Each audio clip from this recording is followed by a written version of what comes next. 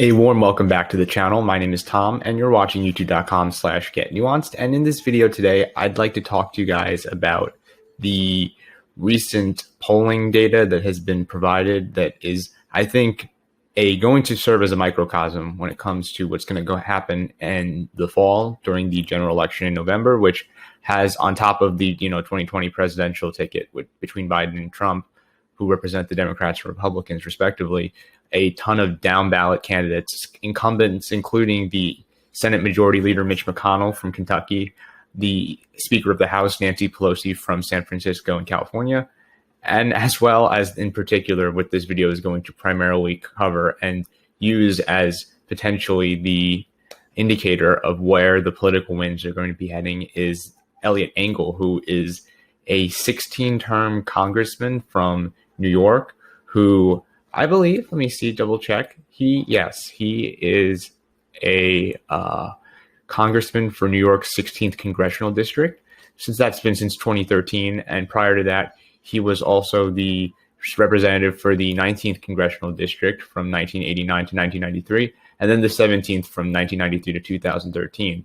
So he has had a total of right now 16 terms. And in his words, he wants a renewal of his contract, which, I mean, with the incumbents, obviously they have a lot to gain, and especially considering that Engel in particular is actually a quite powerful politician within the Democratic Party, considering that he is the chairman since 2018 during the midterms of the House Foreign Affairs Committee, which he was previously the ranking member of as well as of 2013. And that was following Howard Berman's reelection defeat in 2012. So he's a high profile figure, and one in which the corporate, I'd say, establishment Dems like Pelosi and Schumer are, along with the GOP, surprisingly, as I think they obviously understand they're not going to win the seat. They aren't. So they figured that they'd rather support the person that's closest aligned with the mainstream GOP's values, I'd say, like the party establishment, which is definitely someone that Eliot Engel represents. I mean, party labels, I think, in a lot of ways are part of that window dressing that we look at to try to distinguish and seem to believe in the sense that there's a sense of choice, when the reality is a lot of the, I'd say, at least old guard, which is still, I'd say, the majority of those within Congress, with few exceptions. The majority of those are people, the type of politician that says one thing, does another. It's the worst negative stereotypes, the hypocrites, the ones who, like Engel was caught on hot mic himself recently, basically saying that if it wasn't for the fact that he was being primaried, he wouldn't even show up. He's almost always absent from his home district, and it seems like he's completely out of touch with those within his district whom are suffering from the economic depression and also obviously the coronavirus, which he seems, and from what it sounds like, wants to primarily reside closer to Maryland, where Washington, D.C. is. And he's completely enamored inside that Beltway political world, which is in itself one of the biggest bubbles. And I think one, as bad as echo chambers are, that is one of the worst, in the sense that their out of touch, way of life is adversely affecting and leaking out from the federal government from top down all the way to the state and the local and the principalities. As long as you're living in the United States, it reaches all of us in one way or another. And Eliot Engel is indicative of the corruption and I think a lot of the bad policies that, if we're going to actually try to change things for the better, we need to really move past. And I think you can disagree, and we can all have a conversation and debate about what solutions are in particular. But I think that there should be at least a consensus in this idea that at least something has to change. And people like Eliot Engel, this status quo kind of politician that represents the current neoliberal order, I think that he is better off being shelved into being a footnote within U.S. political history.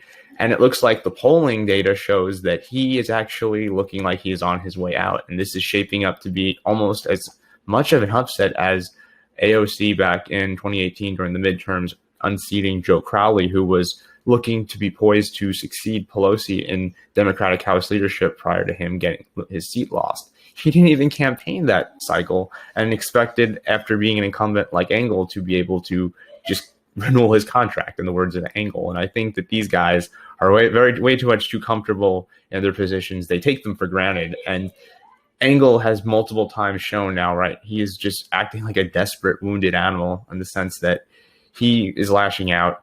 He, instead of trying to debate his opponent, who is, I think, Mr. Bowman, yes, his Mr. Jamaal Bowman, who was actually a middle school teacher who's from the community there and I don't think I probably agree with him about 65% issues, but he is trying to provide substantive policy oriented solutions that I think when it comes to healthcare and also the idea of trying to have resources more allocated towards improving the quality of life for the local people.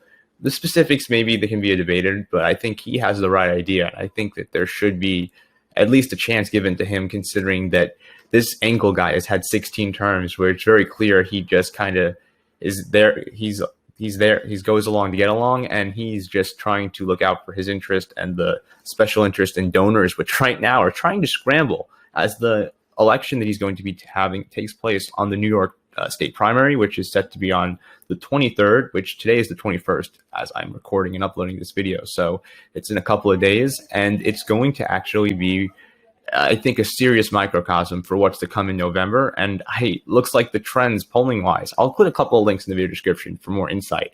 But from what it looks like, his opponent, Mr. Bowman, his policy oriented proposals and his ability to go and join the protesters in a sense that he was able to integrate himself and feel like he deserves, the sense of leadership position that a political office like being within Congress, it definitely is. It's a responsibility, and it's one which you're supposed to be a public servant. And I think that whether you agree or disagree with Mr. Bowman, I think his political orientation is definitely more ambitious and positive for those who are trying to actually make their lives work during this difficult time during the pandemic.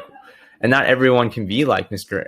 Eliot Engel and live and have a home away from home in Maryland, where he barely shows up and has his primary residence located in DC, pretty much. He is obviously a creature of the establishment, one of these mainstream political corporatists who he could be as easily as a Democrat as he could be a Republican. He's just part of the status quo. And I think that this election on the 23rd, if he loses, will be very positive development.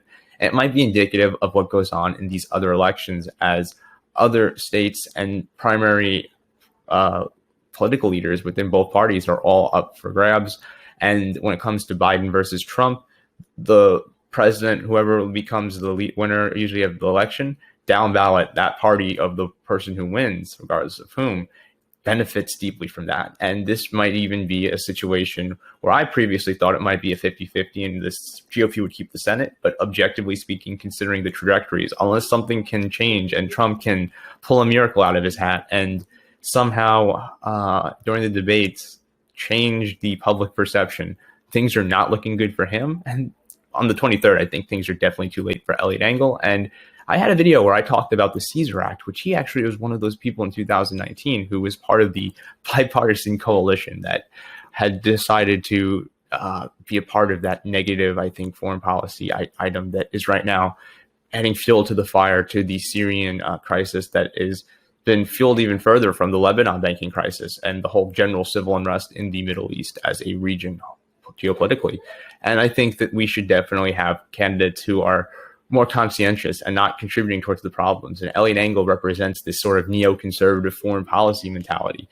If you look, I'll link from another article where another person whom I have a little bit of my own disagreements with, Mehdi Hassan, I probably agree with 150% of the issues. I don't agree with him, his whole stalwart defense of Biden 100%, but I do agree with him when he criticizes Engel in this article, including his record when he prevented the banning of U.S. selling arms to Saudi Arabia, which assisted them during the genocide in Yemen. And there were people in the Congress and House that were against that. And Eliot Engel was on the wrong side. He was on the side to enable Mohammed bin Salman of Saudi Arabia to continue to buy weapons from the U.S. and also refuel their planes that they would buy. I think the F-16s or some sophisticated crafts that allowed them to just completely bomb civilian installations in Yemen, which they're part of the civil war. And I'll talk about that in another video as the Houthis and the government that Saudi Arabia was attempting to reinstall, they got ousted in 2015 from the capital. That's a very complicated story in itself, and the U.S. plays a significant role in that. And Eliot Engel is one of those negative factors that has caused us to have a bad, instead of helping the situation, we're making it worse, I think. And I think Eliot Engel, it's very great that he is seeming to be at his wit's end, and hopefully he has enjoys his retirement in his Maryland home while we actually get a representative in New York, which is really my home away from home still. I grew up over there and I still care about the area. It's really awful what happened to the coronavirus. I have a lot of family up there and friends, and I feel like things definitely need to get better, and it will require leadership and actual representatives within public service that will take their position seriously and actually share the burdens of those that have elected them and be willing to be their voice. And I think that we should start moving towards an era where that's not just someone saying that's a pipe dream, but that's part of reality. And I think that as things are in this sort of chaotic situation, it's provided a way for otherwise maybe grassroots candidates who weren't going to be seen to be, viable since the craziness of the situation economically and with the pandemics, in where I'm living, Florida at least, exploding. It seems like the current line of politicians on both the left and the right mainstream, the Democrats, Republicans, they're not doing enough and their time might be running out. So hopefully that's true. And hopefully things get better. I'm not as optimistic with the presidential elections between Biden and Trump. Not really a fan of either of them. Let me know what you think though. And I'm really interested in what goes on down ballot because that's going to be something that'll affect everything from the local and state level, which I think is something most people don't really prioritize as much. And that's why a lot of younger people don't usually vote during the midterms. But I'm hoping that changes because I've been voting every possible election I could potentially do so when I was in New York and now when I'm in Florida. And I do recommend that everyone takes place, either votes early or votes on November 3rd and vote your conscience. And I think that I would definitely not be willing to vote for Trump or Biden, but for Trump 100%. And also Eliot Engel, people like this, they are more within both the Democrat and Republican Party. And I think you guys will gals be able to tell who's who, and hopefully they get voted out. But yeah, congratulations to Mr. Bowman. Hopefully, I know that I have my own disagreements with him, but hopefully he actually is a positive factor now when he takes up that seat and that district, the 16th, I believe, it has a better representative that actually will be willing to stand up for their interest and hopefully help mitigate the worst effects of the coronavirus and where the state actually can play that positive role, like with providing healthcare. Same with mitigating, maybe saving money when it comes to our overextensive foreign policy and allocating that resource towards infrastructure, towards education, towards bettering and improving the structures of education beyond just putting money into it. I think also fundamentally transforming and improving and encouraging people to be passionate about learning and interested in all these different subjects. Hopefully, though, this chaos we're right now has given everyone time to be introspective, and they've been seeing that there are alternatives, that the same old doesn't have to be the case. And as much as it might feel like it will be in that situation that you're in, hopefully now, with this kind of polling, I think it's at least exciting to see that there might be change in the air. Let me know if you disagree. This has been Tom. You've been watching youtube.com/getnuanced. If you enjoyed this, please subscribe. Let me know what you think over on the comment section below or on social media. Twitter's at TJC/getnuanced, depending on which one you want to reply. Let me know. I'll catch you all in the next video I make real soon. Thanks for watching. Peace out.